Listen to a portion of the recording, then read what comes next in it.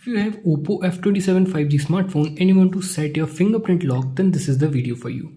Simply open your settings, scroll down and then click on security and privacy. Again scroll down, you have to select device unlock, click on this and then click on face and fingerprint unlock. Firstly, you have to click on fingerprint and then click on agree. You have to set a privacy password. If you have already done this, you can skip this part. You can select pattern, numeric, alphanumeric.